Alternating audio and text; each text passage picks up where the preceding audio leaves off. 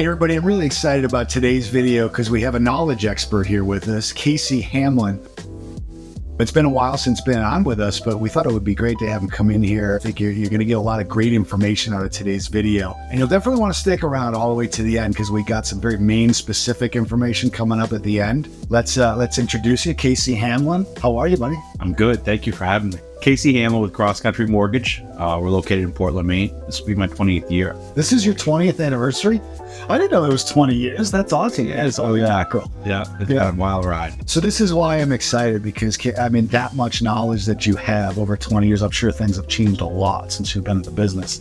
What type of loan products are most advantageous to the current market conditions? One of the most advantageous loan programs that's available for buyers right now has to be with Maine State Housing. And so Maine State Housing is a state agency that offers reduced interest rates and grant money for buyers. Now, most of the time those buyers have to be first-time buyers. Okay. But not always. What constitutes a first-time buyer is someone that hasn't owned a primary residence in the last 3 years. So it doesn't necessarily have to be your first house. It could just be you sold your house a while back and been renting for a few years or whatever. Correct. Oh, okay. That's cool. If you've been renting for the last 3 years, even if you've owned a house, so maybe you own a rental property, you still qualify as a first-time buyer. Because it's not your primary residence. Correct. Oh, very, very cool. That program's great. It offers, like I said, reduced interest rates, grant money to help people with closing costs or a down payment. That's a great program. And then at CrossCountry, we offer like a no PMI option with 15% down on a conventional loan, whereas most of the time to avoid PMI, you need 20% down. There's no PMI. It seems like maybe you can get approved for more. Is that the case sometimes? Absolutely. Like, you know what I mean? Like, hey, look, oh crap, I really love this house, but it's a little bit over my budget. But if I squeak into this, I can do that? Is it like, have you seen those types of things happen? I certainly have. Absolutely. Yeah, it definitely helps with people in their budget, getting them a little bit more of a higher price point than they normally would. Right. Because of that, because you're that extra monthly fee. Right, because you're able to get away from that. Because it's, I mean, nothing worse than missing your dream house because of small amount of money in the grand scheme of things. Right.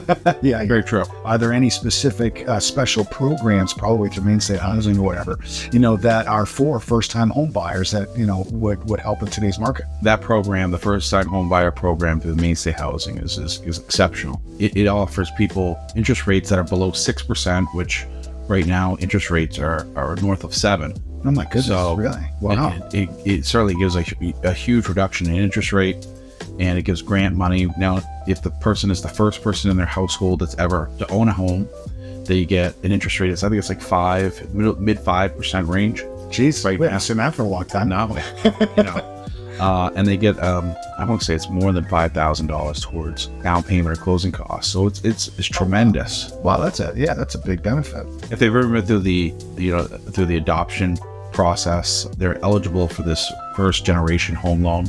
Oh, cool. Which is it's an amazing program for them. Yeah. And they're instantly eligible. So those seem like really great programs. Now, I've heard, do they have to take classes and stuff like that? Like, I've heard some people kind of say, hey, do I have to take a class, blah, blah, blah. Is that part of that Maine State Housing, or is that a totally separate thing? They do, but they can do it online. Oh, okay, great. And the nice part is once they've taken the class, it's good for 2 years. Okay. Whether they're going to buy now or maybe it's just not the right time. They have some extra time to be able to devote to it. If they get it done now, it's good for 2 years. I've heard people that take that type of course, they actually really like it. Like, you get a lot of great information on that. Yeah. Yeah, it's certainly valuable. How can I improve my chances of getting approved for a mortgage in a competitive market? First and foremost, they can access their credit through annualcreditreport.com and get a free credit report, find out where they are credit-wise. Ideally, they're 780 or higher is considered A+ credit nowadays. Right. And that's changed over time. So, if they start there and say, hey, what's my credit score? If I was looking at buying a home zone, is try to knock away debt that had low balances. Okay. So, for example, let's say they had under $1,000 left in credit card debt. I might recommend, hey, get rid of that. Not only will getting rid of the monthly payment help your qualifying, but it also boosts your credit. Typically, when you get rid of credit card debt, one way for someone that might be looking to get into home ownership, pretend that their current housing payment is a mortgage payment. Meaning, like, let's say they, maybe they pay $1,000 a month in rent. They're contemplating paying $2,000 on a housing payment. Maybe pretend that they have $2,000 a month payment now while they're renting, to pay and put that extra $1,000 into an account that they can't touch. And just to see how life is and see how comfortable they are, so that they know how comfortable they'll be once they own a house. That's really cool, because not only do you kind of get used to that payment, but you're also socking money away for closing costs, down payment, all that kind of stuff. Yeah, I really like that. What can I do to make my financing more attractive when we're up against cash buyers? You and I deal with this constantly. I mean, when it's a hot market like it has been over the last few years, I mean, anything we can do to help people secure it.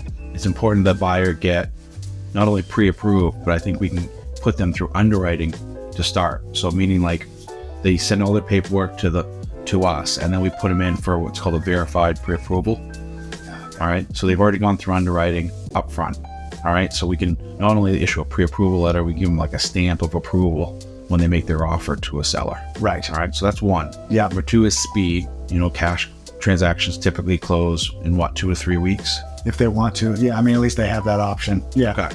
So we can compete with that. We just had a recent one where we were clear to close in 2 weeks. Third one is really like kind of an example of like working with local professionals. Sometimes it helps when the lender picks up the phone and gives a good guy call to the listing agent and says, hey, just want to let you know, these guys are super solid. I've got all their paperwork. They're very responsive. A lot of clients that we have, and like if we're talking to the listing broker, we'll be like, hey, buyers using Casey Hamlin. And a lot of times we're like, oh, I know Casey. Yeah, he's great. We know it's going to get done. So that's awesome. With home prices on the rise, how can I determine a realistic budget for purchasing a home?